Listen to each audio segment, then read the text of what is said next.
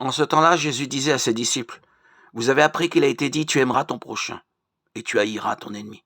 Eh bien, moi, je vous dis, aimez vos ennemis, et priez pour ceux qui vous persécutent, afin d'être vraiment les fils de votre Père qui est aux cieux. Car il fait lever son soleil sur les méchants et sur les bons. Il fait tomber la pluie sur les justes et sur les injustes. En effet, si vous aimez ceux qui vous aiment, quelle récompense méritez-vous? Les publicains eux-mêmes n'en font-ils pas autant? Et si vous ne saluez que vos frères, que faites-vous d'extraordinaire? Les païens eux-mêmes n'en font-ils pas autant? Vous donc, vous serez parfaits comme votre Père céleste est parfait. Évangile de Jésus-Christ selon saint Matthieu 5, 43-48. Ici, le Seigneur explique en quoi consiste son commandement nouveau. Il nous dit, vous avez appris qu'il a été dit, vous aimerez votre ami et vous haïrez votre ennemi.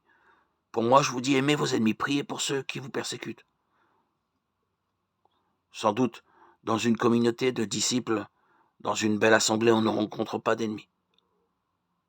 Il y a des sympathies, on se sent attiré vers telle ou telle personne. Dans d'autres situations, vous ferez même de longs détours pour éviter de rencontrer la personne qui vous dérange, ainsi sans même le savoir. Elle devient pour vous sujet de persécution. Eh bien, d'après cet évangile, Jésus me dit que cette personne qui vous dérange, il faut l'aimer. Et qu'il faut, de plus, prier pour elle.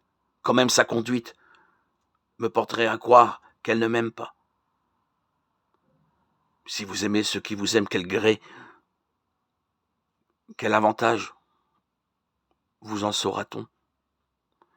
Car les pécheurs aiment aussi ceux qui les aiment. Luc 6, 33. Et ce n'est pas assez d'aimer. Il faut, de plus, le prouver.